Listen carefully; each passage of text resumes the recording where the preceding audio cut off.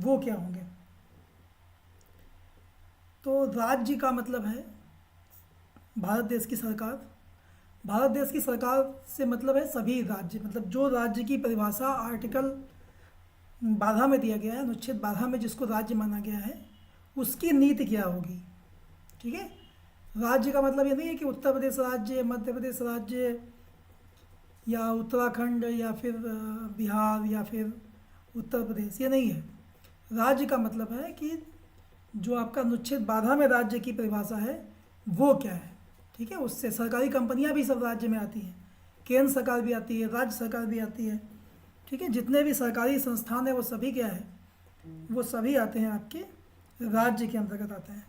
तो राज्य की जो नीति बनेगी, जो राज्य की पॉलिसी बनेगी, उसके लिए डायरेक्टिव प्रिंसिपल्स, कुछ दिशा निर्देश दिए गए हैं कि भाई किन नीतियों का आप पालन करोगे, किन चीज़ों को ध्यान में रखोगे, कौन कौन सी बातें ऐसी होंगी जो आपको माननी है, और प्रयास करना है कि वो चीज़ें जो हैं उसके लिए कानून बनाएं आप, उसके लिए आप जो है राज्य को चलाते समय ध्यान रखें।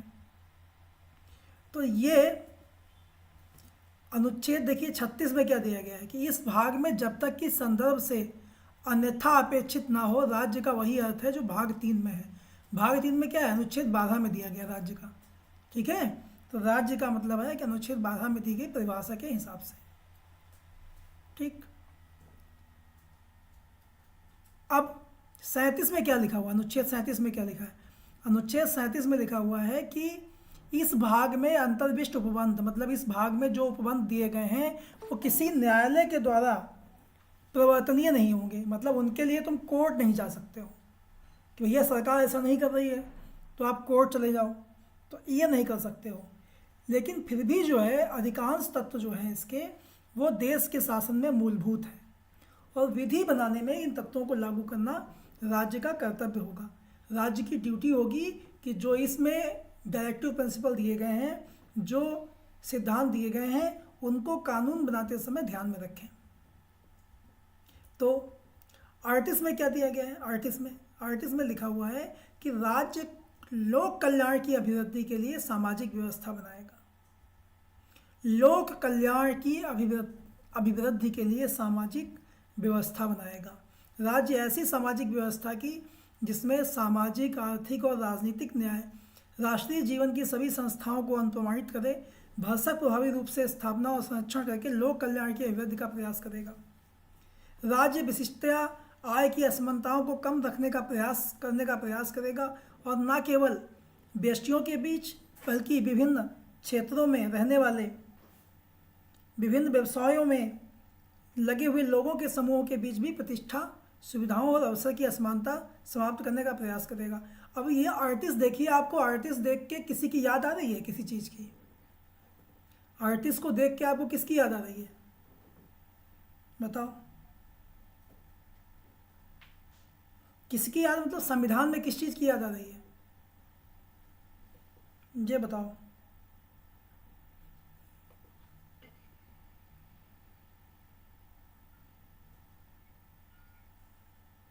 दीपक माइक ऑन किया आपने, कुछ बोले भी लेकिन हमें सुनाई नहीं पड़ा।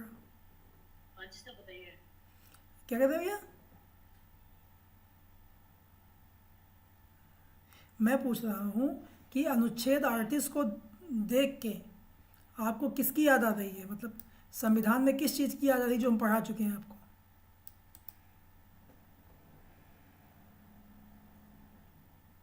इसमें तो लिखा है कि लोक कल्याण की अभिवृद्धि की सामाजिक व्यवस्था। अरे सामाजिक, आर्थिक, राजनीतिक न्याय कहाँ लिखा हुआ है ये बताओ? समाजवादी ये व्यवस्था कहाँ लिखा हुआ है?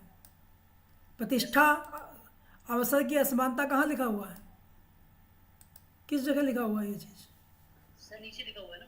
नीचे नहीं लिखा हुआ है, इसके अलावा कहाँ लिखा हुआ, कहाँ पढ़ाया था इसके अलावा?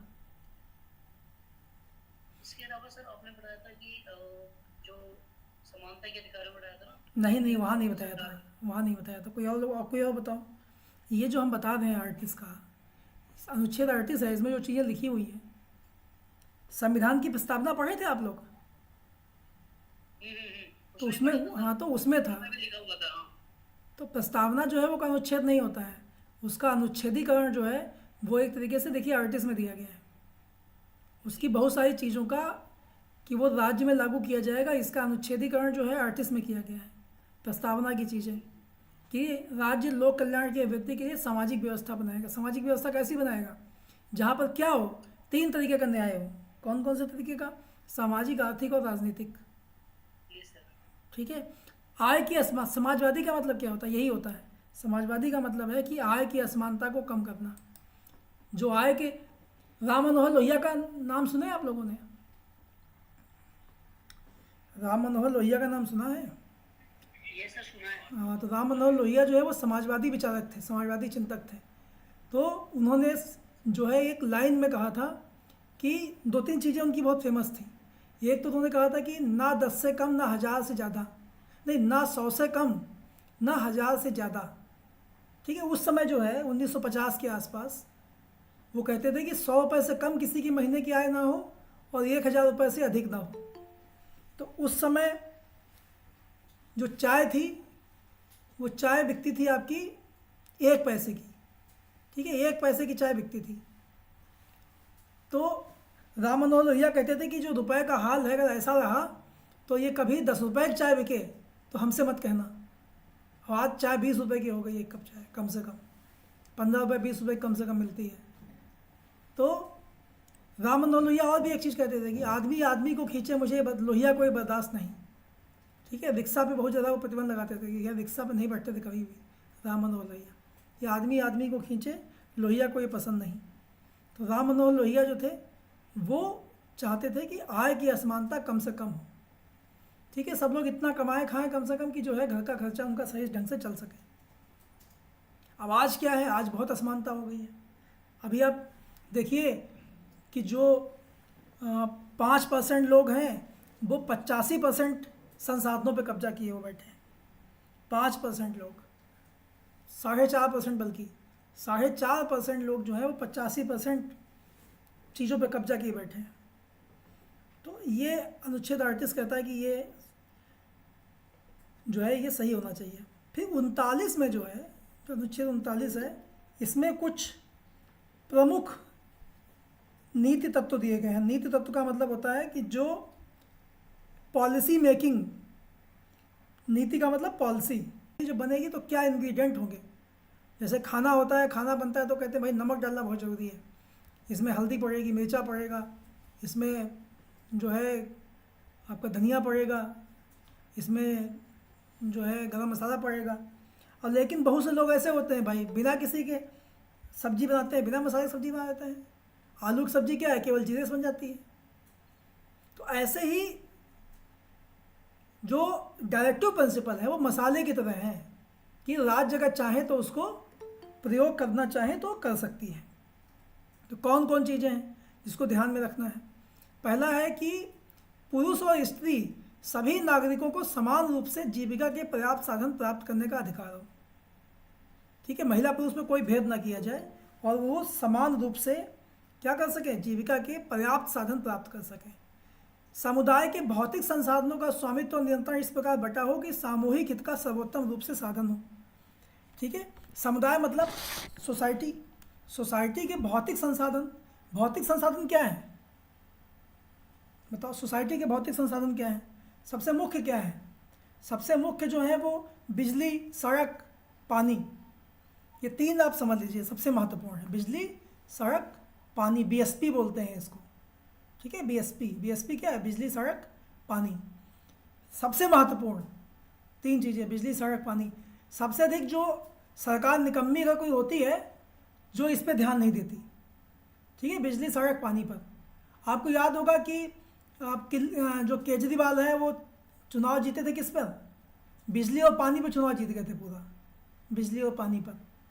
ठीक है, अब ये यूपी के चुनाव होते हैं, एमपी के चुनाव होते हैं, तो ये बिजली, सड़क, पानी पे होते हैं पूरे, कि बिजली माफ़ कर देंगे, है ना, पानी घर घर पहुँचेगा, या खेतों का पानी जो है उसका हम नलकूप व्यवस्था कर देंगे, ये कर देंगे। तो ये भौतिक संसाधन जो है ये इसका स्वामित्व और नियंत्रण इस प्रकार बटा हो कि सामूहिक हित का सर्वोत्तम रूप से साधन हो, सबका हित हो सके उससे। ये नहीं कि पानी जो है, सोचो जरा कि सभी जो नदी हैं वो किसी को मिल जाए तो क्या होगा? अडानी जो है नदी खरीद ले सब, तो क्या होगा बताओ? एक एक बूंद पानी तरसोगे। या नीचे जो पानी है तुम बोरिंग ना करा सको? भाई जहाँ पे आप प्लाट खरीदते हो, जहाँ पे आप प्लाट खरीदते हो, जहाँ पे अपना मकान आप बनाते हो, या जो आपका खेत होता है, उसके नीचे जो पानी होता है किसका होता है बताओ? उसके नीचे का पानी किसका है? आपका है। उसके ऊपर की हवा किसकी है? भाई खेत तो आपने लिया ना, जमीन का टुकड़ा लिया, उसके ऊपर जो हवा है वो किसकी है? ऊपर का आसमान किसका है? जो ऊपर सूरज की रोशनी पड़ रही वो किसकी है? वही तो आपकी है, वही तो आप ही की है ना। अभी कल को कहे अडानी कहने जो रोशनी रोशनी जो है वो हमारी हो गई, सूरज की रोशनी अगर तुम लोगे तो वो हम तुम पर टैक्स लगाएंगे, या गवर्नमेंट बोलते हैं हम टैक्स लगाएंगे, तो ये चीज़ नहीं सही है ना। तो भौतिक संसाधनों को स्वामित्व नियंत्रण इस प्रकार बटा हो कि सामूहिक हित का सर्वोत्तम रूप से साधन हो। आर्थिक व्यवस्था इस प्रकार चले जिससे धन और उत्पादन साधनों का सर्वसाधारण के लिए अहितकारी संकेंद्रण ना हो। संकेंद्रण का मतलब क्या होता है? जैसे अभी छत्तीसगढ़ में एक जो सांसद हैं, राज्यसभा सांसद हैं कांग्रेस के, तो उनके यहाँ क्या है कि उनके यहाँ बहुत पैसा निकला है। अभी 300 करोड़ के आसपास रुपया उनके पास नगद निकला है, नगद रखा था। तो क्या है ये? संकेंद्रण इसी को बोलते हैं, धन का संकेंद्रण। ठीक है, कि एक जगह पैसा इकट्ठा ना हो जाए। तो ये बहुत ही महत्वपूर्ण है कि आज सरकार को ये करना चाहिए कि आर्थिक व्यवस्था इस प्रकार करे कि धन का संकेंद्रण जो है वो ना हो सके, एक जगह केंद्रित ना हो सके। हालांकि हो रहा है, हमने क्या बताया, 4.5% लोगों के पास 85% माल है। 4.5% लोगों के पास 85% माल पहुंच गया है। इसमें गलती किसकी है? इसमें गलती किसकी है? गलती बताओ किसकी है? सरकारों की, सर राजस्थान अच्छा, की। तुम्हारी गलती नहीं है। तुम कहाँ से माल खरीदते हो? कपड़े कहाँ से खरीदते हो ये बताओ? मार्केट से। कौन सी दुकान से खरीदते हो? कानपुर में कहाँ रहते हो कपड़े खरीदने? सही से बोलना, झूठ ना बोलना। मॉल में घुसते हो या छोटे दुकानदारों मेरे से? घर के पास तो रही है। हैं? सर मेरे घर के पास तो रही मार्केट है, वहीं से लेते हैं वहाँ से। अच्छा, मॉल नहीं आते हो? अमेजन से नहीं मंगाते हो? से कुछ मॉल्स भी हैं। हैं? जी सर, मॉल्स भी हैं। हाँ, तो मॉल्स में जो लोग मॉल्स में जाते हैं या अमेजन से सामान खरीदते हैं, वो पैसा कहाँ दे रहे हैं? वो एक जगह तो भेज रहे हैं पैसा। सब सारा पैसा क्या है, वो एक जगह पहुँच रहा है। किसी भी शॉपिंग मॉल से आप सामान खरीदते हो या फिर आप किसी ऑनलाइन जगह से आप सामान खरीदते हो, तो क्या कर रहे हो आप? सारा पैसा जो है वो एक जगह भेज रहे हो। वही तो संकेंद्रण होता है। जब मोनोपोली किसी चीज़ की हो जाती है तो संकेंद्रण शुरू हो जाता है। तो मोनोपोली को ख़त्म करना चाहिए। छोटे दुकानदारों को जो है वो तरजीह देनी चाहिए हम लोगों को। सब दुकानों में सन्नाटा है बिल्कुल। अभी हमने रिसर्च किया था, एक दिवाली के बाद तो बिल्कुल दिवाली में छोटे दुकानदार मर गए, सब बचे नहीं बिल्कुल। समझ लीजिए उनके पास कोई ग्राहक 70-80% तक उनकी गिरावट आ गई बिक्री में। तो संकेंद्रण तो हो ही रहा है। अच्छा, इसके बाद देखिए 39 पुरुषों और स्त्रियों दोनों का समान कार्य के लिए समान वेतन हो। ठीक है, ये इसमें लिखा हुआ है कि राज्य को चाहिए कि वो ऐसी व्यवस्था करे कि स्त्री और पुरुष का वेतन जो है वो अलग अलग ना हो। पुरुष और स्त्री कर्मकारों के स्वास्थ्य और शक्ति का और बालकों की सुकुमार अवस्था का दुरुपयोग ना हो। तो आर्थिक आवश्यकता से विवश होकर नागरिकों को ऐसे रोजगारों में न जाना पड़े जो उनकी आयु या शक्ति के अनुकूल ना हो। देखिए डायरेक्टिव प्रिंसिपल लिखा हुआ है कि ऐसा ना हो कि आर्थिक आवश्यकता में मजबूर होकर लोग कुछ भी काम करना शुरू कर दें। हो रहा है इस समय, कहाँ सरकार कोई चेत रही है। लोग सब जो है बहुत कम पैसे में काम कर रहे हैं, 1500 रुपये में मास्टर पढ़ा रहे हैं। सब मैम लोग जो हैं जाती हैं तैयार हो कि 2000 पढ़ाने के लिए, 2500 पढ़ाने के लिए, है ना। तो ये सब क्या है? ये सब डायरेक्टिव प्रिंसिपल्स का क्या है? उसके खिलाफ है चीज़ें। सरकार को कहा तो संविधान ने है पुरुष और स्त्री कर्मकारों के स्वास्थ्य और शक्ति का दुरुपयोग ना हो। जितनी फैक्ट्री खुली हुई हैं दिल्ली, नोएडा, हरिद्वार में, वहाँ जाके देखो कैसी जगह खुली हुई हैं और जो है उनके हालात क्या हैं। पीने का पानी तक तो ढंग से मिलता नहीं है वहाँ लोगों को। इतना नॉइज़ होता है, कोई हेडफोन नहीं मिलता। भाई जहाँ नॉइज़ होगा वहाँ हेडफोन मिलना चाहिए, मास्क मिलना चाहिए। तो डायरेक्टिव प्रिंसिपल्स तो हैं लेकिन उस पर सरकार काम नहीं करती, क्योंकि पढ़े लिखे लोग आप चुनते नहीं हो ना। पढ़े लिखे लोगों को आप नेता चुनते नहीं हो। देखते हो ताकत किसके पास है, किसका जलवा है, किसके पोस्टर अधिक लगे हुए हैं, किसके जो है बैनर अधिक लगे हुए हैं, उसको नेता चुन लेते हो। उसके बाद देखिए 39 में है, बालकों को स्वतंत्र और गरिमामय वातावरण में स्वस्थ विकास के अवसर और सुविधाएं दी जाएं और बालकों और अल्पवय व्यक्तियों की शोषण से और नैतिक और आर्थिक परित्याग से रक्षा की जाए। बहुत कम पालन इसका होता है 39 का, सरकार करती रहती नहीं है। फिर 39 का समान न्याय और निःशुल्क विधिक सहायता, ये जोड़ा गया है 39 का। देखिए यहाँ पर ये लगा हुआ है फुटनोट, तो ये जो है 42वें संविधान संशोधन से जोड़ा गया था 39 का। समान न्याय और निःशुल्क विधिक सहायता, राज्य यह सुनिश्चित करें कि विधिक तंत्र इस प्रकार काम करे कि समान अवसर के आधार पर न्याय सुलभ हो सके। अगर कोई वकील नहीं कर पा रहा है तो उसको जो है निःशुल्क विधिक सहायता मिलती है, मतलब वकील जो है वो आपको फ्री में मिल जाता है। आप कहेंगे आपको फ्री में वकील मिल जाएगा। 40 जो है वो ग्राम पंचायतों का संगठन, राज्य ग्राम पंचायतों का संगठन करने के लिए कदम उठाएगा और उनको ऐसी शक्तियाँ और प्राधिकार प्रदान करेगा जिन्हें स्वायत्त शासन की इकाइयों के रूप में कार्य करने योग्य बनाने के लिए आवश्यक हो। इस पर काम हुआ है, ग्राम पंचायतों का गठन हो रहा है इस समय। आपको पता है कि बाकायदा संशोधन करके 73वां 74वां और न्याय पंचायतों का, ग्राम पंचायतों का गठन जो है वो कर दिया गया है। 41 क्या है, अनुच्छेद 41, कुछ दशाओं में काम, शिक्षा और लोक सहायता पाने का अधिकार। जो पेंशन वगैरह मिलती है लोगों को वो इससे मिलती है। राज्य अपनी आर्थिक सामर्थ्य और विकास की सीमाओं के भीतर काम पाने के, शिक्षा पाने के और बेकारी, बुढ़ापा, बीमारी और निःशक्तता व अन्य अनहद भावों की सहायता में लोक सहायता पाने के अधिकार को प्राप्त करने में प्रभावी उपबंध करेगा। जितनी पेंशन दी जा रही है वो इसी में दी जा रही है, बेरोजगारी भत्ता उत्ता सब इसी में दिया जाता था, अनुच्छेद 41 से सरकार देती थी। ठीक है। 42 काम की न्याय संगत और मानवोचित दशाओं का प्रसूत सहायता का उपबंध। ठीक है। तो महिलाओं के लिए बढ़िया जो है आपका उपबंध है कि जहाँ जहाँ सरकारी नौकरी महिलाएं करेंगी उनको जो है मैटर्निटी लीव जो मिलती है, मैटर्निटी लीव मिलती है वो इसी में मिलती है अनुच्छेद 42 के तहत, है ना। तो उनको बकायदा छुट्टी जो मिलती है उसमें सैलरी मिलती रहती है।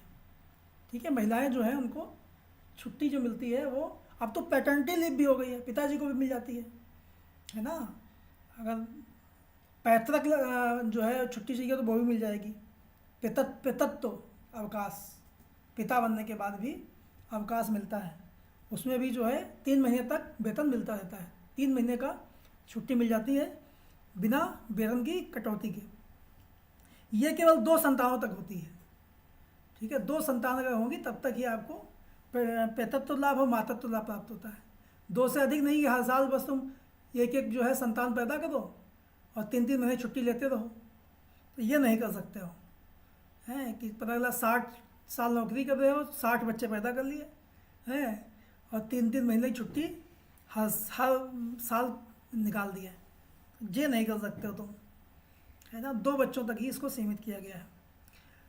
फिर कर्मकारों के लिए निर्वाह मजदूरी, राज्य उपयुक्त विधान व आर्थिक संगठन, अन्य रीत से कृषि उद्योग और अन्य प्रकार के कर्मकारों को काम निर्वाह मजदूरी। अब क्या हो रहा है, ये बहुत सारे जो क्या कहें कि अनरिकॉग्नाइज्ड सेक्टर हैं, जो अनरजिस्टर्ड या पंजीकृत जो कामगार हैं, उनके लिए भी जो है सरकार मजदूरी की व्यवस्था। अभी आज आया था, आज अखबार में छपा हुआ है कि जो तीसरा जेंडर है, तीसरा जेंडर, उसको पेंशन देगी उत्तर प्रदेश सरकार। ठीक है। अभी नकली सब बनना शुरू हो जाएंगे, सब अपने पास लाइसेंस बनवाएंगे नकली सर्टिफिकेट कि मैं भी हूँ, मैं भी हूँ, मैं भी हूँ। ठीक है। तो पेंशन पाने का भी यूपी गवर्नमेंट ने जो है ये व्यवस्था आज के अखबार में छपी है कि तीसरे जेंडर को, ठीक है, जो ना पुरुष ना स्त्री हैं, उनको भी पेंशन देने के लिए गवर्नमेंट विचार कर रही है कि उनको हर महीने पेंशन मिला करेगी। तो पेंशनों पाएंगे और चौराहे पर लूटेंगे भी, बस में भी लूटेंगे, शादी बारात में भी लूटेंगे। ठीक है। उसके बाद 43 का जो है उद्योगों के प्रबंध में कर्मकारों का भाग लेना। तो इसमें क्या है कि मैनेजमेंट में जो है अब नेतागिरी होती है ना बहुत ज़्यादा, बहुत सारे उद्योग हैं वहाँ, हर उद्योग में क्या होता है, हर उद्योग में कोई ना कोई यूनियन होता है, वो यूनियन जो है वो मैनेजमेंट में भाग लेता है, अच्छा सा कमरा मिलता है। सहकारी सोसाइटियों का संवर्धन 43 खा, राज्य सहकारी सोसाइटी जो जितने भी सोसाइटी संघ बनते हैं तो उनके संवर्धन का प्रयास करेगा।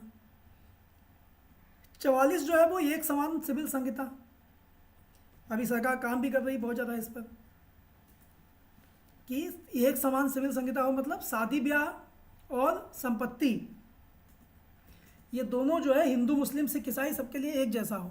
अभी क्या है, मुस्लिमों के लिए अलग कानून है और हिंदू जो लोग हैं उनके अंतर्गत ही बौद्ध जैन, ध्यान देना जो हम बोल रहे हैं सेंटेंस पे, हिंदू विधि के अनुसार ही सिख बौद्ध जैन, ठीक है, ईसाई, इनका जो काम चलता है वो हिंदू लॉ के हिसाब से चलता है और मुस्लिमों का अकेले मुस्लिम लॉ के हिसाब से चलता है कि शादी ब्याह है ना, हिंदू एक शादी करेगा तो वो मान्य है, दूसरी करेगा तो अमान्य है, ठीक है। मुस्लिम जो है वो 4 कर सकते हैं, चारों मान्य है।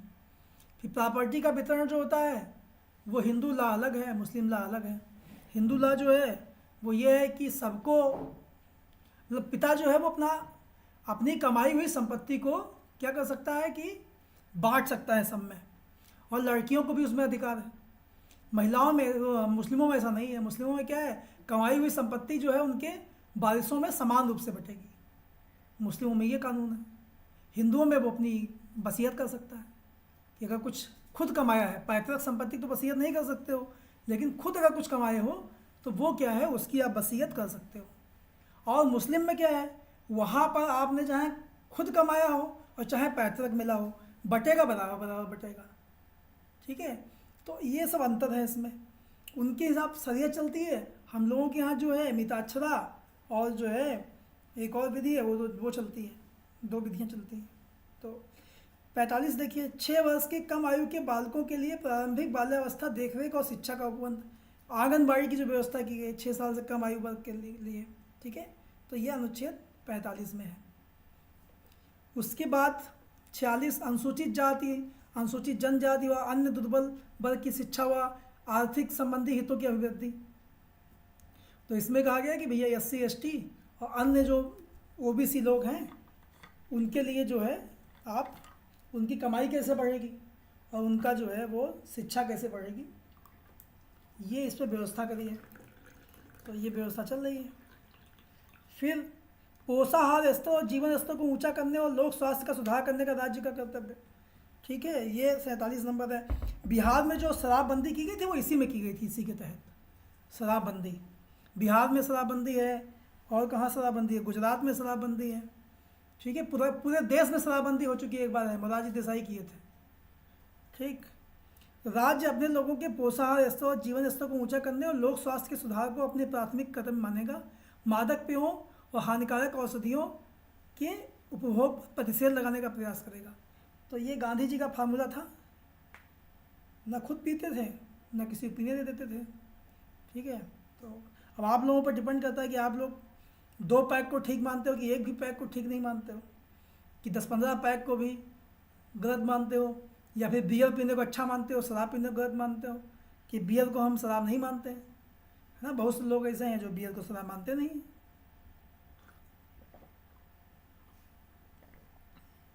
बहुत से लोग ऐसे हैं जो सोचते हैं कि हम बन जाएंगे। कुछ तो सर ऐसे हैं कि जो हफ्ते में चिकन भी खाते हैं तो कहते हैं कि मंगलवार को खाते ही नहीं, लेकिन बाकी दिन खाते हैं। हाँ, ये भी हैं, बहुत से लोग ऐसे भी हैं, ठीक है। बहुत से लोग ऐसे भी हैं जो सोचते हैं कि हम समीक्षा अधिकारी बन जाएंगे तो रिश्वत में शराब लिया करेंगे। सबसे अधिक रिश्वत में क्या चलता है, सरकारी कर्मचारियों को पैसा चलता है सर। नहीं चलता पैसा सबसे अधिक, यही तो भूल है। सबसे अधिक जो है महंगी शराब की बोतलें चलती है, ये कल्चर है। महंगी शराब की बोतल मतलब 50,000 की शराब की बोतल, 1 लाख की शराब की बोतल, ठीक है।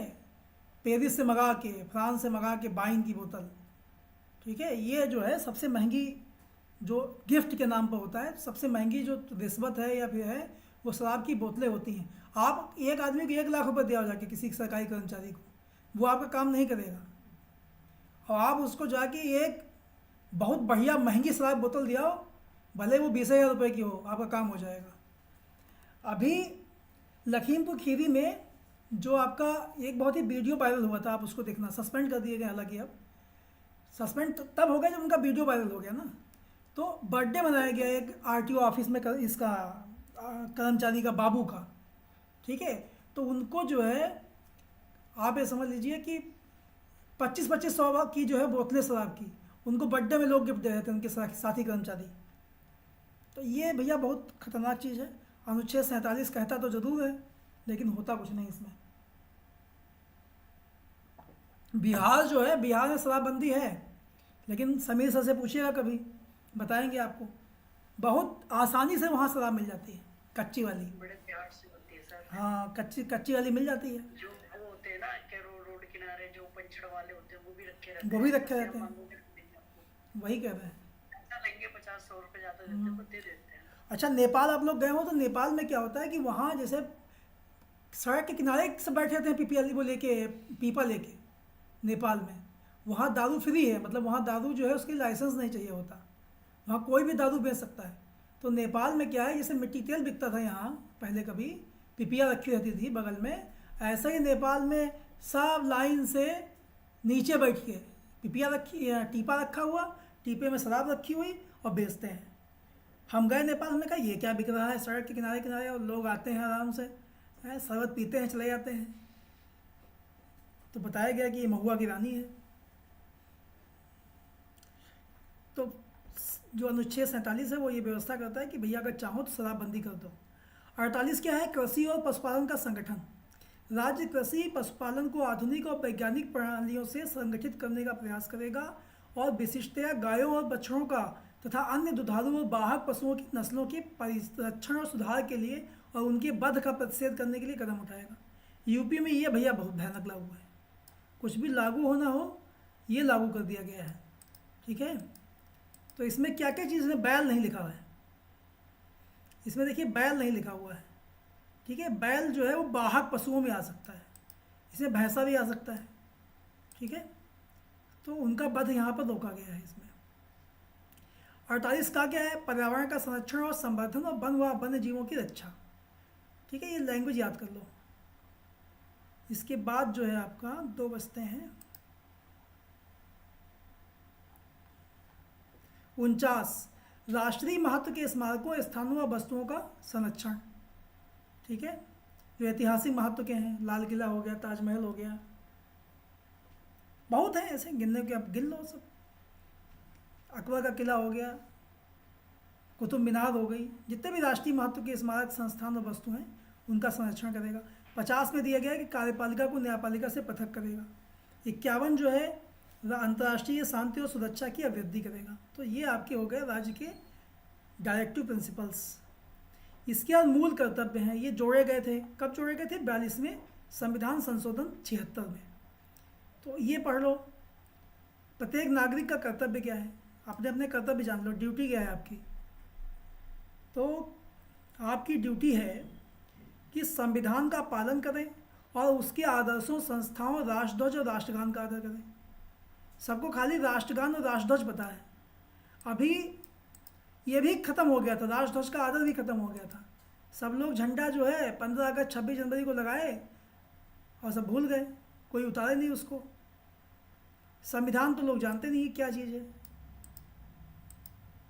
स्वतंत्रता के लिए हमारे राष्ट्रीय आंदोलन को प्रेरित करने वाले उच्च आदर्शों को हृदय में संजोए रखें और उनका पालन करें। भारत की प्रभुता, एकता और अखंडता की रक्षा करें और उसे अच्छों में रखें। देश की रक्षा करें और आह्वान किए जाने पर राष्ट्र की सेवा करें। भारत के सभी लोगों में समरसता और समान भातृत्व की भावना का निर्माण करें, जो धर्म, भाषा और प्रदेश या वर्ग पर आधारित सभी भेदभाव से परे हो। ऐसी प्रथाओं का त्याग करें जो स्त्रियों के सम्मान के विरुद्ध है। फिर हमारी सामाजिक संस्कृति की गौरवशाली परंपरा का महत्व समझें और उनका परिरक्षण करें। फिर क्या है कर्तव्य, प्राकृतिक पर्यावरण की, जिसके अंतर्गत वन, झील, नदी व वन्य जीव हैं, रक्षा करें और उनका संवर्धन करें और प्राणी मात्र के प्रति दयाभाव रखें। फिर ये देखिए, वैज्ञानिक दृष्टिकोण, मानववाद और ज्ञानार्जन तथा सुधार की भावना का विकास करें। दृष्टिकोण कैसा हो, वैज्ञानिक दृष्टिकोण हो, साइंटिफिक टेम्परामेंट इसको अंग्रेजी में बोलते हैं। सार्वजनिक संपत्ति को सुरक्षित रखें और हिंसा से दूर रहें। व्यक्तिगत और सामूहिक गतिविधियों के सभी क्षेत्रों में उत्कर्ष की ओर बढ़ने का सतत प्रयास करें, जिससे राष्ट्र निरंतर बढ़ते हुए प्रयत्न और उपलब्धि की नई ऊंचाइयों को छू लें। ये जोड़ा गया है 86वें संविधान संशोधन से। यदि माता पिता या संरक्षक हैं, 6 वर्ष से 14 वर्ष तक की आयु वाले अपने यथास्थित बालक या प्रतिपालक के लिए शिक्षा के अवसर प्रदान करें। तो ये जो है आपके इस तरह से हो गए आपके मूल कर्तव्य हो गए और डायरेक्टिव प्रिंसिपल हो गए। अब हम लोग जो है मेन चीज़ पे चलते हैं, जो चीज़ जो है सबसे अधिक हमारी काम आती है ना, पूछो बताओ वाली योजना। सबसे अधिक यही काम आती है, अदरवाइज आप लोग आते हो सो। ठीक, पहला प्रश्न जो है वो देखिए, ये हमने पढ़ाया था शुरुआत में ही, अभी देखो पढ़ाया उसी से क्वेश्चन आएगा कि राज्य के द्वारा नीति निर्देशक सिद्धांत के प्रवर्तन की स्थिति में भारत के नागरिक इसके विरुद्ध कहाँ अपील कर सकते हैं? उच्च न्यायालय, सर्वोच्च न्यायालय, जिला न्यायालय, उपयुक्त में से कोई नहीं। आंसर गलत ना होगा, सही पढ़ा है आज तो। सर डी होगा, ऑप्शन से कहीं नहीं। बाकी लोग बताएं सब, तुम तो बोल दिए, टाइप किया नहीं। राखी देखो डी बोल रही है, उपयुक्त में से कोई नहीं। ठीक है, क्या राखी का आंसर आया? AK सिंह ये बोल रहे हैं उच्च न्यायालय। भैया डॉक्टर साहब, अभी हमने पढ़ाया था आपको कि क्या पढ़ाया था, संविधान में क्या लिखा था? संविधान में लिखा था कि नागरिक इसके विरुद्ध कहीं नहीं जा सकते, संविधान में लिखा हुआ था। ये देखिए, ये देखिए 37, अनुच्छेद 37 में क्या लिखा है कि किसी भी न्यायालय द्वारा प्रवर्तनीय नहीं होंगे, लिखा हुआ है। ये चेंजेबल नहीं है ना, मौलिक अधिकार हाँ। ये मतलब आदर्शवादी का है, आप इस पे फोर्सेबल नहीं कर सकते कि भाई ये चीज अप्लाई करिए। ये डायरेक्टिव प्रिंसिपल जो है, ये डायरेक्टिव प्रिंसिपल जो है वो सरकार के लिए है कि उनको कैसे शासन चलाना है, नहीं समझ रहे हो? ये तुम्हारे माता पिता जो हैं उनको दादाजी सिखा जाएं कि तुमको बच्चे कैसे पालने हैं, तो तुम थोड़ी नहीं कह सकते हो कि मेरे अधिकार हैं हमें दीजिए। आपको दादाजी दिखे समझा गए थे कि बच्चे को मारना कभी नहीं, तो ये नहीं हो सकता ना। माता पिता की मर्जी, वो पीट देंगे तो मतलब क्या कर लोगे? ये तो कहोगे नहीं कल से मैं बाप नहीं हूँ। तो दादाजी संविधान है, दादाजी पिताजी को समझा दें बेटा ये करना तुम, बाकी उनकी मर्जी है, उनके बिना आप नहीं जा सकते। संविधान जो है उसने सरकार से कहा है कि आप इसको इसको पालन करिएगा और अच्छा रहेगा, मतलब शासन अच्छा चलेगा अगर ऐसा पालन करते हो तो, और नहीं पालन करोगे तब भी चलेगा तो है ही है, चल तो रहा ही है। अब कहाँ शराबबंदी कर दो, लेकिन शराब से क्या है, पैसा मिल रहा है, टैक्स मिल रहा है, कहाँ हो रहा है? महिलाओं को बराबर दो वेतन, कहाँ देते हैं? बहुत जगह नहीं मिलता है। निम्नलिखित में से कौन सा राज्य का नीति निर्देशक सिद्धांत भारतीय संविधान में बाद में जोड़ा गया है? ग्राम पंचायतों का गठन, मुफ्त कानूनी सहायता, समान नागरिक संहिता। समान नागरिक संहिता 2 बार लिखा हुआ है, तो 3 ही विकल्प है इसमें, ग्राम पंचायत, मुफ्त कानूनी सलाह। राखी अभी समझाया था हमने कि जो अनुच्छेद 39 का है, 39 का, उसमें दिया गया था विधिक सहायता, उसमें स्टार लगा था। हमने बताया था कि ये जो है 42वें संविधान संशोधन में जोड़ा गया है। 39 का क्या है? 39 का जो है वो निःशुल्क विधिक सहायता है, तो वो बाद में जोड़ा गया है, ये मुफ्त कानूनी सलाह। ठीक है, तो समान व मुफ्त कानूनी सलाह जो है, सहायता जो है, वो 42वें संविधान संशोधन के माध्यम से 39 का में प्रदान किया गया है। ठीक है, धीमे धीमे सब याद हो जाएगा। भारतीय संविधान में कल्याणकारी राज्य के विचार को सम्मिलित किया गया है प्रस्तावना में, मूल अधिकार में, चतुर्थ अनुसूची में या राज्य के नीति निर्देशक तत्व में। कल्याणकारी राज्य, दीपक सही से पढ़ो, चौथी अनुसूची कहाँ से आ जाएगी? कल्याणकारी राज्य नीति निर्देशक तत्व मैंने चौथी अनुसूची से खोजी, मुझे लगा चौथा भाग है। इसके डी है, ध्यान देके करना है क्वेश्चन। डी है, तो ये आंसर इसका डी होगा। भाग 4, अनुच्छेद 36 से 51 तक राज्य के नीति निर्देशक तत्वों का उल्लेख किया गया है। इसे कहाँ से लिया गया है? इसे आयरलैंड के संविधान से लिया गया है। कहाँ से लिया गया है? आयरलैंड के संविधान से, आयरिश संविधान से लिया गया है। ठीक है, तो इसी में जो है आपके कल्याणकारी राज्य की अवधारणा है। भारत के संविधान में अंतर्राष्ट्रीय शांति व सुरक्षा को प्रोत्साहन देना किसमें सन्निहित किया गया है? संविधान की प्रस्तावना में, नीति निर्देशक तत्वों में, मौलिक कर्तव्यों में, नवीं अनुसूची में।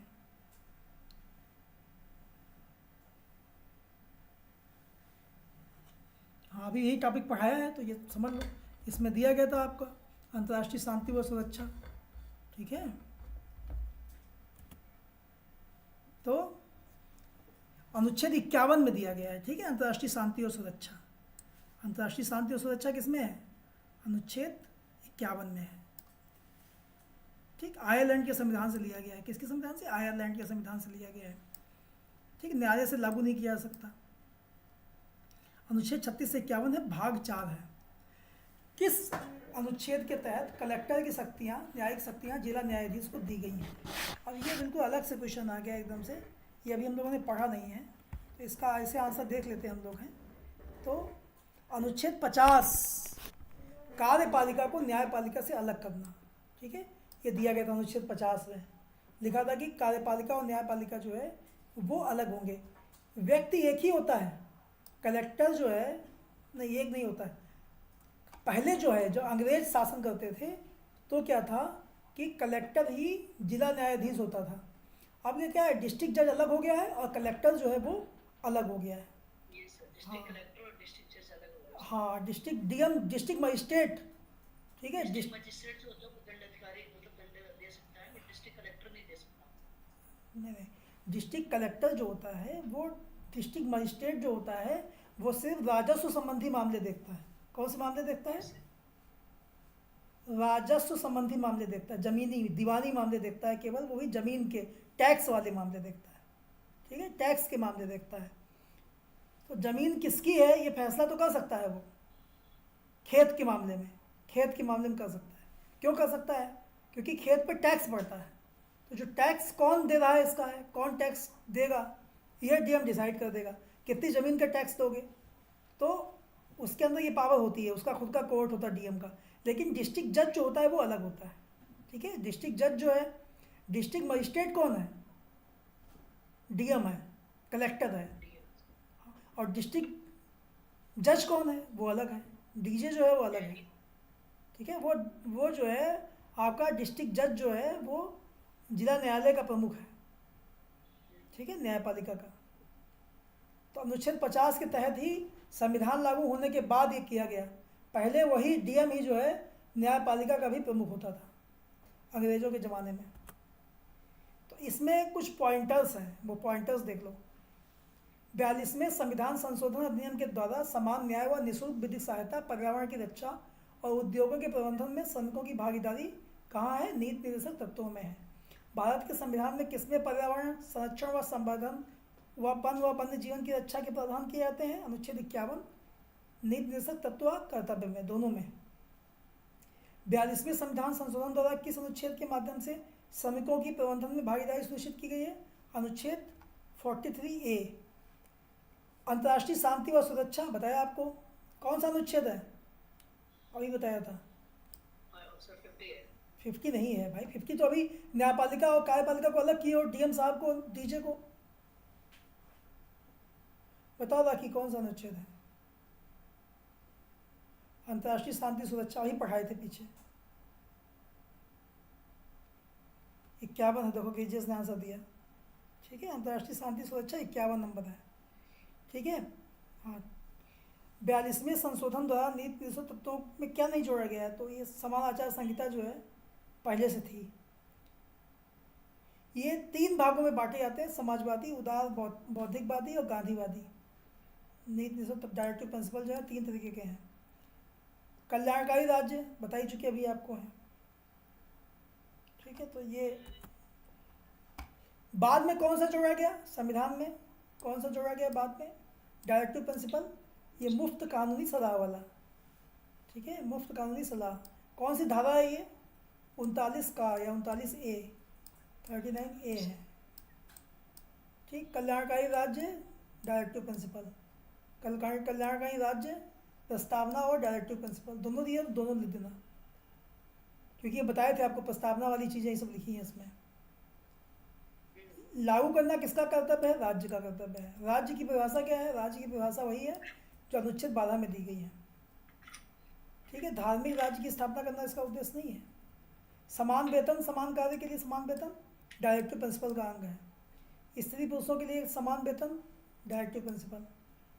ठीक है, पर्यावरण का संरक्षण व संवर्धन डायरेक्टिव प्रिंसिपल में है। मद्य निषेध, वही शराबबंदी ने जो भी बताया था आपको, ये भी डायरेक्टिव प्रिंसिपल में है। सूचना का अधिकार इसमें नहीं है। उसके बाद 14 वर्ष तक की आयु शिक्षा, ये तो आपका अधिकार में आता है। ठीक है, ये किसने कहा था? देखिए ये बहुत ही महत्वपूर्ण है। एक बार पूछा गया था पीसीएस में कि किसने नीति निर्देशक तत्वों को ऐसा चेक बताया था जिसका भुगतान बैंक की सुविधा पर निर्भर करता है? केटी शाह ने कहा था। ठीक है, केटी शाह ने कहा था कि ये चेक ऐसा है जो बैंक चाहे तो पेमेंट करे, बैंक चाहे तो पेमेंट ना करे। मतलब राज्य जो है चाहे तो लागू करे, चाहे लागू ना करे। राज्य के डायरेक्टिव प्रिंसिपल संविधान की आत्मा है जो संविधान के सामाजिक दर्शन को समाविष्ट करते हैं। अब ये जो है ग्रेनविन ऑस्टिन ने कहा था। हालांकि संविधान का दिल, संविधान की आत्मा किसको बोला गया है? प्रस्तावना को, मूल अधिकार को बोला गया था। उन्होंने कहा था, डॉक्टर अंबेडकर ने कहा था कि संविधान का जो आत्मा है वो मूल अधिकार है। अब यहाँ ग्रेनविन ऑस्टिन ने किसको कहा संविधान की आत्मा? डायरेक्टिव प्रिंसिपल को, डायरेक्टिव प्रिंसिपल को कहा। मनरेगा कार्यक्रम जो लाया गया था ये अनुच्छेद 43 को लागू करने के लिए लाया गया था। ठीक है, सबको काम मिल सके, सबको काम मिल सके, ये अनुच्छेद 43 में था। इसी को ध्यान में रखते हुए मनरेगा लाया था कांग्रेस की गवर्नमेंट ने। ठीक, चलिए मौलिक कर्तव्य, ये बहुत इंपॉर्टेंट है कि भारतीय संविधान में मौलिक कर्तव्यों को सम्मिलित करने की सिफारिश किस समिति ने की थी? स्वर्ण सिंह समिति, अशोक मेहता समिति, बलराम जाखड़ कमेटी या मंडल कमेटी? टाइप करो आंसर दीपक, बोलना नहीं। स्वर्ण सिंह कमेटी। और किसी कोई आंसर?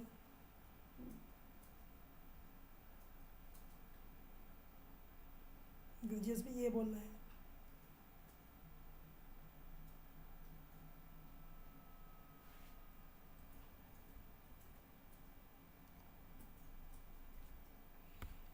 गीतांजलि ये बोल रही। बाकी सब लोग आज मंडे ब्लूज में है। मंडे ब्लूज समझते हो? सबसे अधिक हार्ट अटैक किस दिन होता है? बाकी सब सो रहे हैं सर अभी। नहीं, ये बताओ तुम, मंडे ब्लूज क्या होता है? पता नहीं सर। सबसे अधिक हार्ट अटैक कब होते हैं? मंडे के दिन। हाँ, मंडे की सुबह होते हैं सबसे अधिक हार्ट अटैक। लड़कों को बहुत हार्ट अटैक आते हैं सर। सबसे अधिक एक्सीडेंट किस दिन होते हैं? ये शनिवार को होते हैं। नहीं, मंडे की सुबह होते हैं।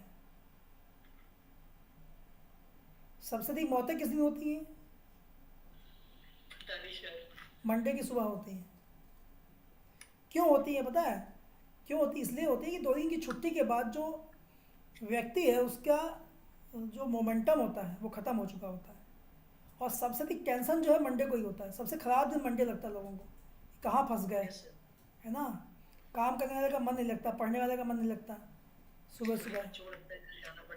हाँ, तो इसलिए जो है इसका आंसर सही है। स्वर्ण सिंह समिति की अनुशंसा पर 42वें संशोधन द्वारा मौलिक कर्तव्यों को जोड़ा गया था। मूल कर्तव्यों की कुल संख्या कितनी है? 11 है, याद रखो। मूल कर्तव्यों की कुल संख्या 11 है। अशोक मेहता जो है वो त्रिस्तरीय पंचायती राज की जगह द्विस्तरीय प्रणाली का सुझाव दिया था अशोक मेहता की समिति ने। मौलिक कर्तव्यों को शामिल किया गया था, वही क्वेश्चन है। स्वर्ण सिंह समिति, संथालन समिति, शाह समिति, प्रशासनिक सुधार आयोग।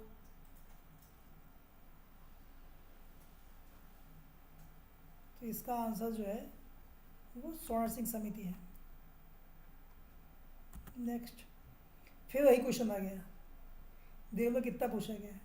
भारत के संविधान में जिसकी संस्कृति पर मूल कर्तव्यों को जोड़ा गया था वह कौन सी थी? बलवंत राय मेहता, अयंगर, स्वर्ण सिंह समिति, ठक्कर आयोग।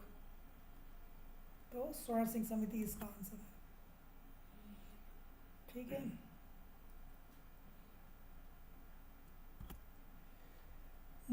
मूलभूत अधिकारों को संविधान में किस वर्ष समाविष्ट किया गया था? अधिकार नहीं है, क्वेश्चन गलत लिखा हुआ है, यहाँ कर्तव्य होना चाहिए। ठीक है, मूलभूत कर्तव्यों को कब शामिल किया गया था? 70, 76, 78 या 80? तो मूल कर्तव्यों को शामिल किया गया था। हाँ, ये देखो क्या लिखा है प्रश्न में, मूलभूत अधिकारों के स्थान पर मूल कर्तव्य होना चाहिए, जो कि प्रश्न के अंग्रेजी अनुवाद से पता चलता है।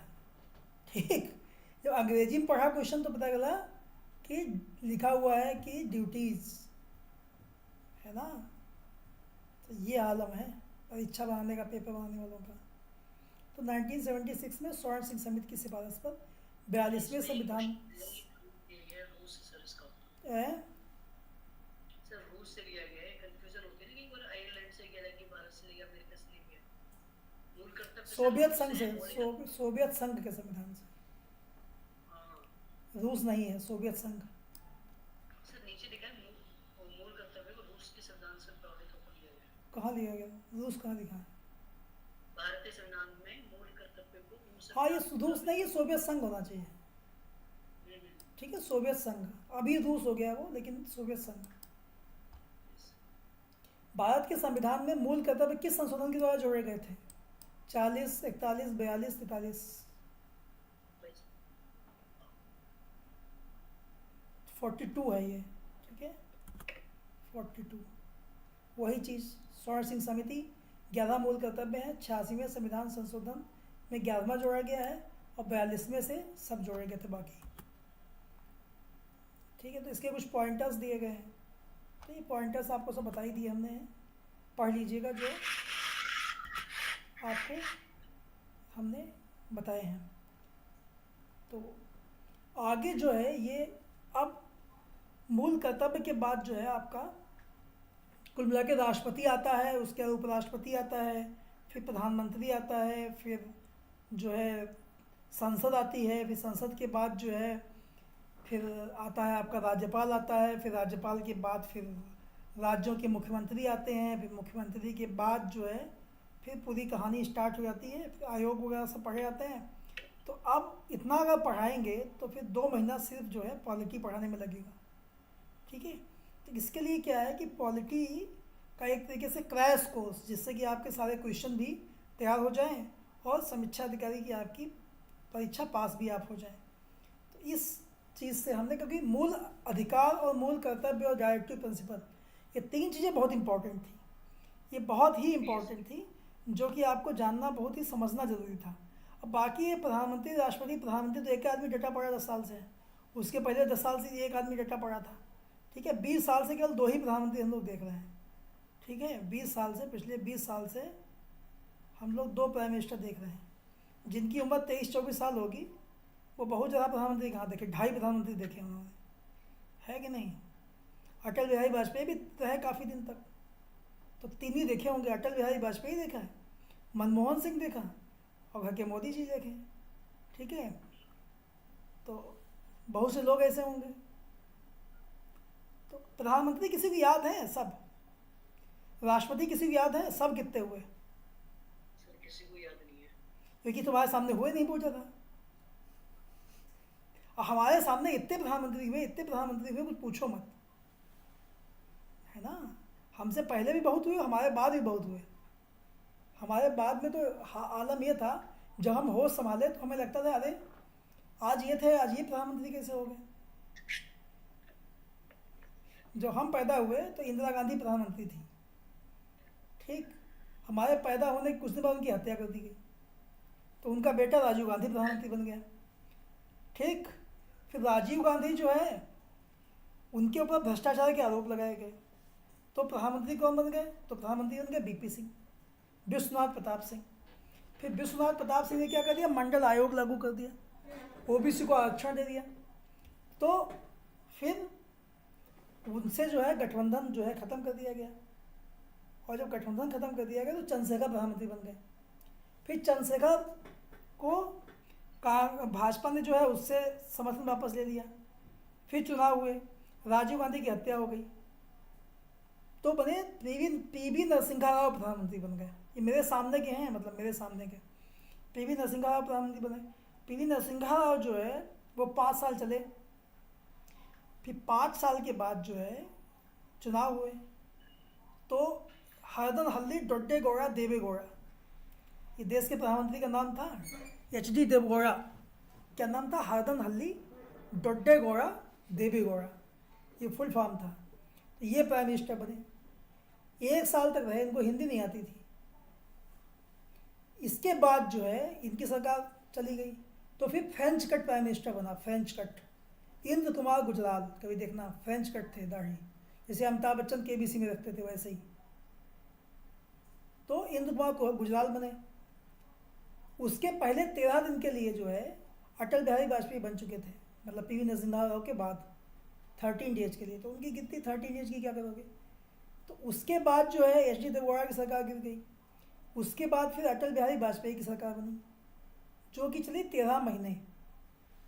13 महीने के बाद ममता बनर्जी और जयललिता, इन दोनों ने उनसे समर्थन वापस ले लिया।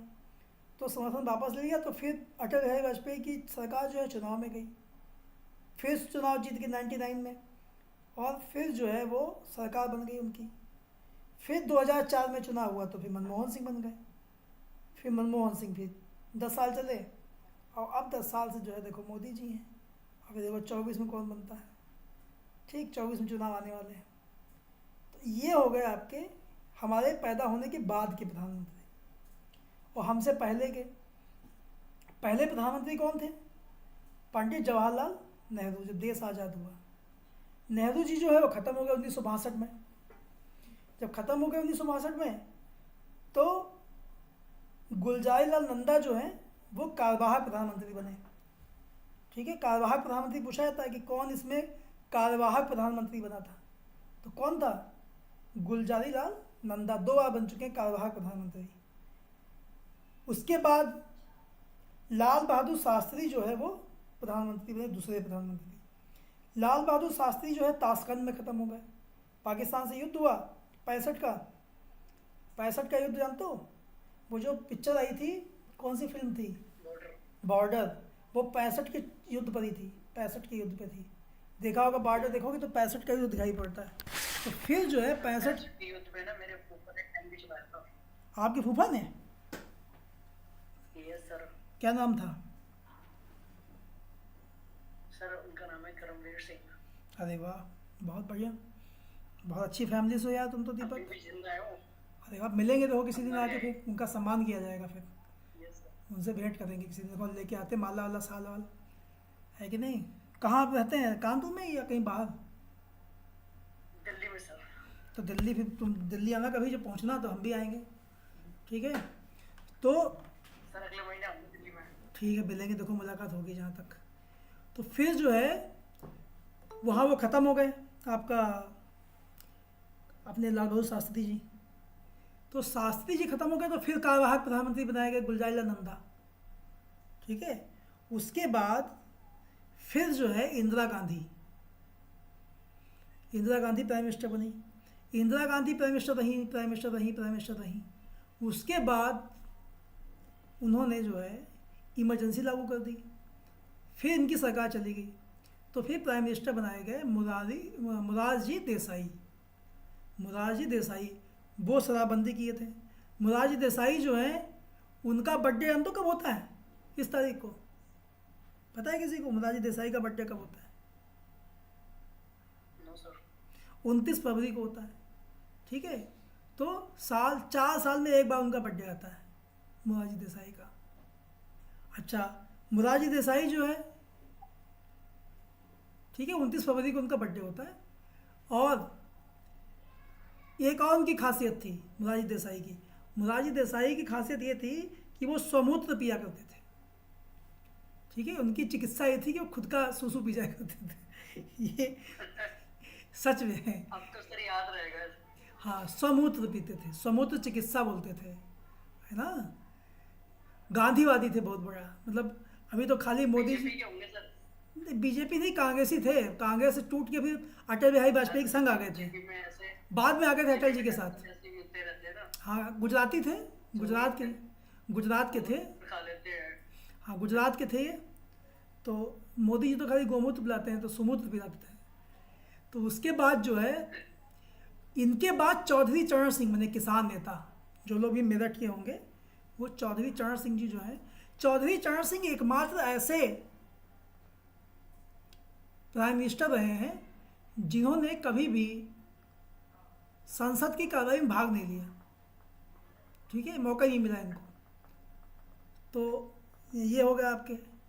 उसके बाद जो है चौधरी चरण सिंह जो है के बाद इंदिरा गांधी फिर से आ गई। बहुत ताकतवर आई इंदिरा गांधी, वापसी की इंदिरा गांधी ने बहुत ही ताकत के साथ। फिर इंदिरा गांधी की हत्या हो गई। स्वर्ण मंदिर में जो है सेना भेज दी थी। सिख बहुत नाराज हो गए। सिख नाराज हो गए तो इनके सुरक्षाकर्मी थे सिख, उन्होंने इनकी हत्या कर दी इंदिरा गांधी की। सर उसे कोई ऑपरेशन का नाम देते हैं ना, operation blue star. Operation blue star. Operation blue star. Operation blue star कहते हैं। उसमें क्या था कि उसमें भिंडरावाला जो था, भिंडरावाला एक आतंकवादी था, नाम था भिंडरावाला। तो भिंडरावाला जो था वो स्वर्ण मंदिर में छुपा हुआ था, हथियार लेके छुपा हुआ था। तो उसको मारने के चक्कर में इंदिरा गांधी ने, कोई नहीं, मंदिर वंदिर कुछ भी, उस हर जगह जो है कानून पहले है। ये सही है, कदम सही है, ऐसा थोड़ी ना है। आप ये समझ लीजिए कि, हाँ आप ये समझ लीजिए कि पीवी नरसिम्हा की सरकार ने, एक मस्जिद थी कश्मीर में, ठीक है, उसमें आतंकवादी छिपे हुए थे, तो उसमें हमला कर दिया था मस्जिद पे। तो ये खासियत रही है सरकार जो है, संविधान यही कहती है कि पहले आपके राज्य है, धर्म जो है बहुत बाद की चीज़ है। तो उसका खामियाजा भुगतना पड़ा इंदिरा गांधी को। अब ये देखिए ना, ये तमिल जो थे, राजीव गांधी की हत्या किसने की? एलटीटी ने की। क्यों की? क्योंकि श्रीलंका में जो है तमिल लोगों को जो है एलटीटी को ख़त्म करने के लिए यहाँ से सेना भेजी गई थी। तो उससे बहुत नाराज थे तमिल लोग। तो दुश्मनी तो मोल लोगे ना, तो कम से कम इंदिरा गांधी के बाद उनकी हत्या हो गई तो राजीव गांधी बन गए। फिर राजीव गांधी के बाद जो है, हमने आपको पूरी कहानी बता दी है। तो ये प्राइम मिनिस्टर हो गए इस तरह के, सब आपको प्राइम मिनिस्टर हमने बोल दिए। राष्ट्रपति आपको सब याद करने हैं। पहले कौन थे? पहले सर वो थे डॉक्टर राजेंद्र प्रसाद। डॉक्टर राजेंद्र प्रसाद। दूसरे कौन थे? सर दूसरे एक बात याद है, सर्वपल्ली राधाकृष्णन। सर्वपल्ली राधाकृष्णन, ठीक है, ये बहुत बड़े फिलोसफर थे, मतलब ये फिलॉसफी के बहुत बड़े टीचर थे। सर्वपल्ली राधाकृष्णन, ये पहले उपराष्ट्रपति थे। अब देखो क्या है, जो उपराष्ट्रपति था वही राष्ट्रपति बना है मैक्सिमम। Yes sir. हाँ, मैक्सिमम जो है उपराष्ट्रपति ही राष्ट्रपति बनते थे। तो ऐसे सब याद कर लो। क्रम हम भूल गए थोड़ा बहुत, हालांकि हमें सब याद थे, कोई ऐसा नहीं था जो याद ना हो। ठीक है, अभी के याद कर लो। अभी के कौन कौन हुए? जैसे अभी कौन है? अभी तो सर वो है, मतलब एक कौन है? मतलब औरत है ना, एक लेडी। अरे ऐसे ना बोले यार, लाइव क्लास चल रहा है। उसका सर नाम मुझे याद नहीं आ रहा, मुर्तुंदू ऐसे कुछ नाम है सर। द्रौपदी मुर्मू। हाँ मुर्मू। महामहिम है भाई, महामहिम द्रौपदी मुर्मू जी जो हैं वो हमारी राष्ट्रपति हैं इस समय। और इनसे पहले कौन थे? इससे पहले कौन थे? रामनाथ कोविंद। कोविंद नहीं, कोविद का मतलब होता है विद्वान। रामनाथ कोविंद, ठीक है। इसके पहले चाय पे चर्चा करते थे कौन?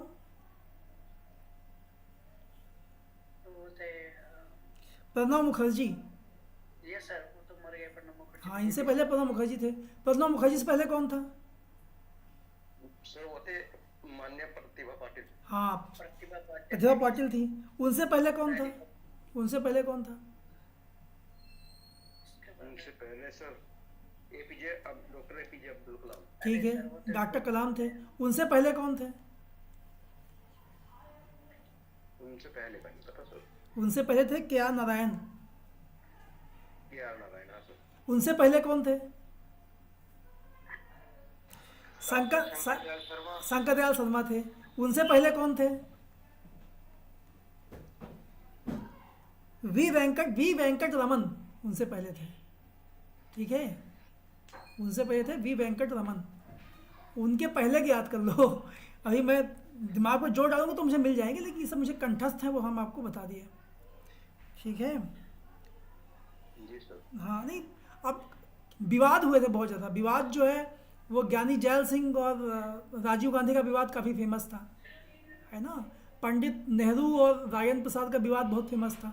विवाद जो है वो क्यों होते थे? विवाद होते थे इसलिए कि कोई बिल भेजा यहाँ से पास करके संसद ने और राष्ट्रपति उसको रोक ले या राष्ट्रपति साइन ना करे तो विवाद हो जाएगा। तो ये सब विवाद के कारण होते थे। जैसे डॉक्टर कलाम पास तो हो जाएगा ना, है, जैसे से राष्ट्रपति रोक भी लेता है ना बिल तो वो ऑटोमेटिक पास हो जाता है ना। नहीं नहीं, धन विधेयक, जो कोई भी धन विधेयक होता है, मतलब वित्त विधेयक है, पैसे टके का मामला है, तो राष्ट्रपति नहीं रोक सकता है। अदरवाइज वीटो पावर है उसके पास, एक बार वापस कर देगा, हाँ एक बार वापस करेगा लेकिन वो वापस दोबारा जो है फिर नहीं कर पाएगा, एक बार वापस कर नहीं कर सकता है। पाएगा, फिर तो अप्लाई हो जाएगा। रोक सकता है ना। जेबी वीटो बहुत खतरनाक है। जेबी वीटो समझते हो? जेबी वीटो ये है कि साइन ही ना किया, रखे हैं आप फाइल, क्या कर लोगे इसका? जेबी वीटो जो होता है, अभी क्या हो रहा है पता है आपको? अभी अगर आप आईएएस का इंटरव्यू दो या फिर आप अगर आईएएस का एग्ज़ाम दोगे तो राज्यपाल जितने भी हैं, जहाँ जहाँ कांग्रेस की, जहाँ जहाँ भाजपा की गवर्नमेंट नहीं है, वहाँ जो राज्यपाल की भूमिका, जैसे पंजाब है, तमिलनाडु है, ठीक है, या फिर आपका दो जगह काफ़ी चल रहा है, तमिलनाडु और पंजाब में, या फिर दिल्ली की बात कर लो आप, ठीक है, ये 3 जगह मान लीजिए। तो यहाँ पर क्या हो रहा है? यहाँ पर राज्यपाल या उपराज्यपाल जो है वो क्या करता है? साइन ही नहीं करता है, रखे रहता है अपने पास। तो वहाँ पर कोई कंट्रोल ही नहीं है, वहाँ पर क्या कर लोगे तुम? ऐसे राष्ट्रपति भी है, अब तो राष्ट्रपति सब कठपुतली आ रहे हैं। अब तो भाई क्या है, जो भेज देंगे और किसी की औकात है किसी की जो मना कर देगा? क्योंकि ये सत्ता में जो पार्टी वही चुन के ला रही है अपना। नहीं, वो क्या है, जब गठबंधन की सरकार होती है तब नहीं घबराता है वो राष्ट्रपति। या फिर क्या हुआ, जैसे डॉक्टर कलाम थे, डॉक्टर कलाम को कोई डर था ही नहीं, वो खुद दिमाग लगाते थे अपना। डॉक्टर कलाम को देखने के बाद ही तो फिर ये प्रथा खत्म हो गई कि हम किसी विद्वान व्यक्ति को बनाएंगे राष्ट्रपति। देख लिया ना पीछे, विद्वानों को बना के राष्ट्रपति, वो सुनते नहीं है किसी की। फिर ऐसे ले आते हैं, बस वो चुपचाप बैठी है, हाँ। तो बैठी है, अगर उसको बोल दिया उठ के खड़ी हो जाओ, हाँ। तुम्हें जाके कुछ बोल दो तो बोल दिया, वरना चुपचाप बैठी है पागल के तरीके। तो यही सब गुरु होता है ना, वो पागल सी लगती है। है। ऐसे ना बोले यार, लाइव क्लास चल रही है, कट करना पड़ेगा मुझे डाउनलोड करके। चलिए नेक्स्ट। भारत एक लोकतांत्रिक गणतंत्र है। भारत में एक प्रतिनिधित्व लोकतंत्र है, एक लोकतांत्रिक समाज है, समाजवाद से बंधा हुआ है। कौन कौन से कथन सही है इसमें? 1 2 1 2 4 2 3 4। समाजवाद से बंधा हुआ है, लोकतांत्रिक समाज है, एक प्रतिनिधिक लोकतंत्र है, एक लोकतांत्रिक गणराज्य है। तो इसमें क्या है? बी सही है, 1 2 4। समाज कहाँ से लोकतांत्रिक तुमको लगता है? समाज कहाँ लोकतांत्रिक है? समाज तो बहुत मतलब धार्मिक है, समाज जो है बहुत ही बटा हुआ है, समाज जो है वो एक तरीके से क्या है, सामाजिक व्यवस्था कहाँ अच्छी है। बाकी सही है, सरकार तो कंट्रोल में है, समाज कंट्रोल में नहीं है। संसद का शून्यकाल कब शुरू होता है? शून्यकाल आजकल चल रही है संसद, संसद का शून्यकाल कब शुरू होता है? 11 बजे दोपहर से पहले, 12 बजे दोपहर, दोपहर 1 बजे, बैठक के अंतिम घंटों में। नहीं, 12 बजे दोपहर से, 0 आवर। अच्छा, संसद की कार्रवाई जो होती है वो कैसे क्या होता है? संसद की कार्रवाई मतलब जो लोकसभा की कार्रवाई है वो कितने बजे क्या होता है, कितने बजे क्या होता है, किसी को पता है? 11 बजे क्या होता है? संसद नहीं, शुरू कितने बजे होती है कार्रवाई संसद की? हाँ, 11 बजे स्टार्ट होती है। तो 11 बजे से लेकर 12 बजे तक रोज क्या होता है? 11 बजे से लेकर 12 बजे तक क्या होता है?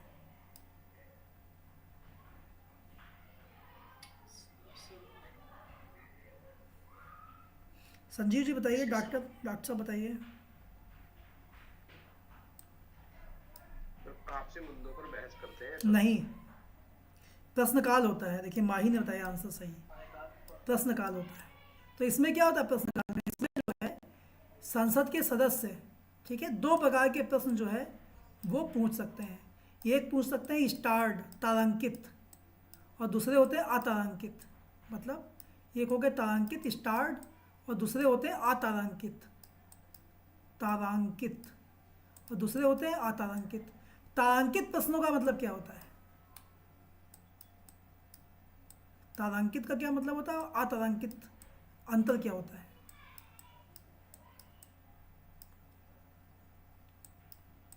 बोलो, बहुत बढ़िया तुम ज्ञान दे रहे हैं आज हम।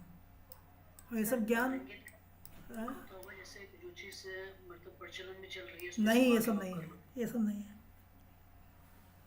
अभी जो उनका उनका जो गया है ना, अभी जो महुआ मैत्री जो है वो निकाली गई हैं, वो यही प्रश्नकाल में जो प्रश्न पूछना होता है इसी को लेके निकाल दी गई हैं कि पैसा लेके प्रश्न पूछती थी। ठीक है, तो ये आरोप लगाया उनके ऊपर।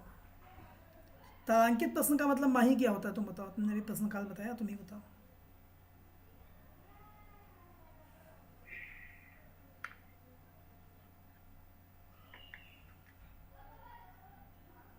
माही बताओ।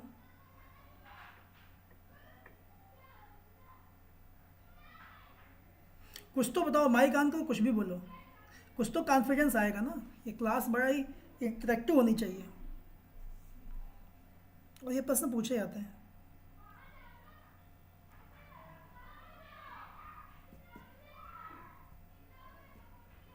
चलिए ठीक, माही काम नहीं कर सकती हो, मैं ही बता देता हूँ। तारांकित प्रश्न वो होते हैं जिनका जवाब संबंधित मंत्री को मौखिक रूप से देना होता है। ठीक, मतलब संसद में मौखिक रूप से जवाब देना होता है संबंधित मंत्री को। जैसे कोई सवाल पूछा गया वित्त मंत्री से, तो वित्त मंत्री तारांकित प्रश्न का जो उत्तर है वो मौखिक रूप से देंगे संसद में।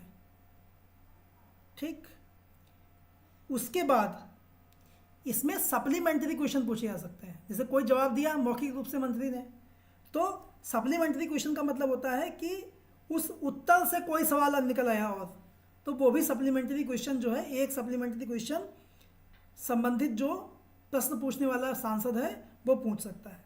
समझ गए? तारांकित। अतारांकित वो होते हैं जिनका मौखिक रूप से जवाब नहीं दिया जाता है बल्कि लिखित रूप से जवाब दिया जाता है। कोई सवाल किसी मंत्री से पूछा गया और संसद के पटल पर रखा गया, तो वो पटल पर जो आंसर है वो संसद के पटल पर ही मंत्री जो है वो लिखित रूप से रख देगा, वो अतारांकित होते हैं। तारांकित क्या होते हैं? जिनका मौखिक रूप से जवाब दिया जाता है। बहुत ही इंपॉर्टेंट है ये समझ लीजिए। ठीक, अब आप देखिए कि आपका जो सांसद है उसने कितने प्रश्न पूछे हैं 5 साल में। सांसद अच्छा कौन होगा? जो संसद की कार्रवाई में भाग लेगा। सांसद अच्छा कौन होगा?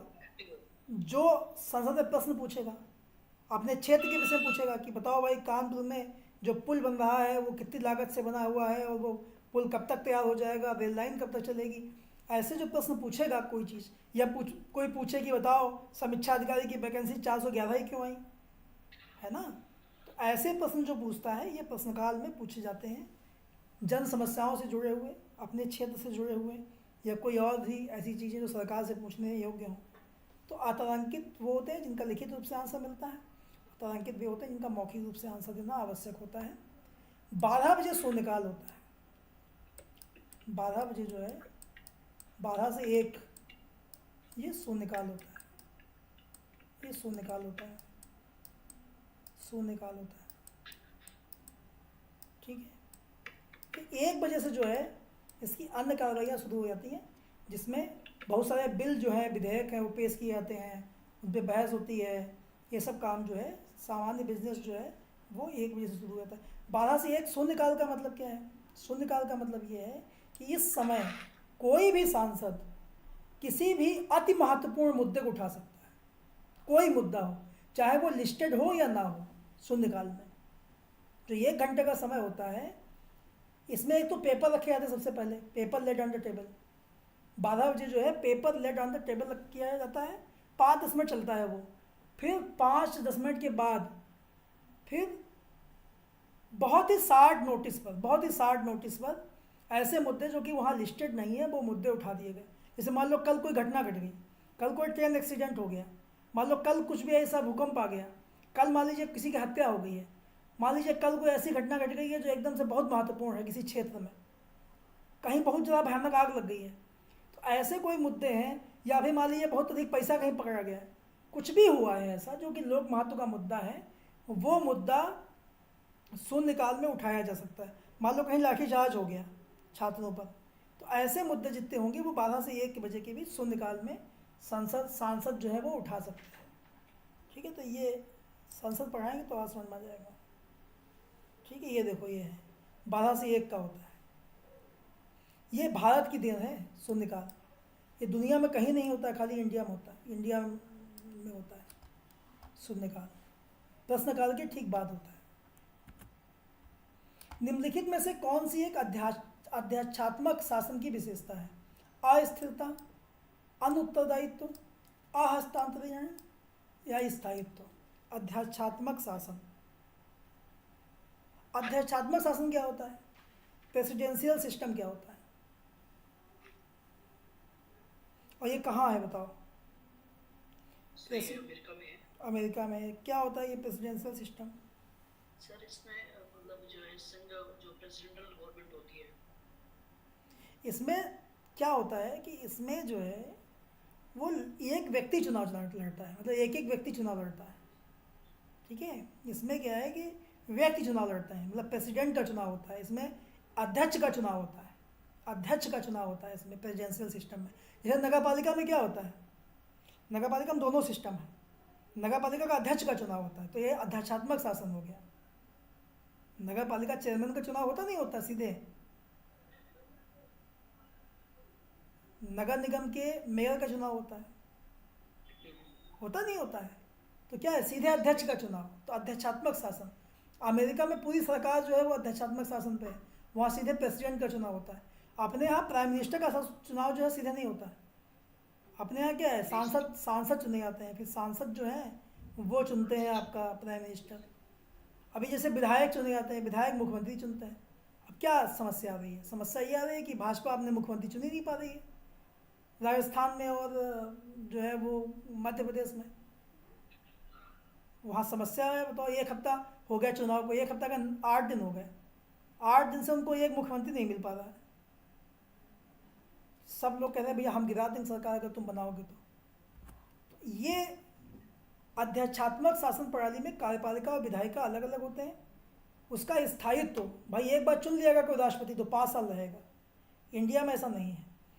एक बार कोई चुन लिया गया तो जब तक उसकी पार्टी चाहेगी, सांसद चाहेंगे, विधायक चाहेंगे, तब तक रहेगा। अब देखो ना वहाँ महाराष्ट्र में क्या हुआ था, अच्छा खासा वो ठाकरे थे, सरकार चला रहे थे, और उनके ही जो है एक कुछ विधायक जो है वो टूट गए, अब वो सरकार भाजपा की बन गई। वहाँ मध्य प्रदेश में यही हुआ था, कमलनाथ की सरकार चल रही थी पहले अच्छी खासी, और वो सिंधिया जो है वो टूट गए अपने विधायक लेके, सरकार गिर गई, है कि नहीं? तो ये सबसे बड़ी कमी होती है। तो इसमें ये फायदा स्थायित्व होता है। तो ये आपका आज का ये था। बाकी अभी शाम को हम लोग और चर्चा करेंगे। आज हम प्रयास करेंगे कि हिंदी के बाद, क्योंकि अभी समीर सर जो है वो 2 दिन उनके यहाँ शादी विवाह है तो उसमें वो व्यस्त हैं, और हमें लग रहा है कि आज मैम की भी क्लास जो है हमें मुश्किल दिख रही रात में है। तो रात में भी हमारा फ्री गेम होगा, 1 मैन शो रहेगा आज। ठीक है, आज पूरा 1 मैन शो रहेगा। जब तक पढ़ना हो 8 बजे लेकर जितनी देर पढ़ना हो, 8 से 10, साढ़े 10, 11 बजे तक जब तक पढ़ना होगा तो हम लोग पढ़ लेंगे। और रात में हिंदी पढ़ाएंगे। हिंदी के बाद जो है फिर संविधान पढ़ाएंगे आज। ठीक, देखो तैयारी करने का जो हमारा तरीका है वो ये रहा है कि हम एक एक सब्जेक्ट तैयार करते थे। बात को समझ रहे हो दीपक? हमारा जो तरीका था कीर्ति, वो ये था, AK सिंह भैया, हमारा तरीका ये था कि हम एक सब्जेक्ट पूरा तैयार करते थे। जैसे कोई पेपर है मान लीजिए, तो पेपर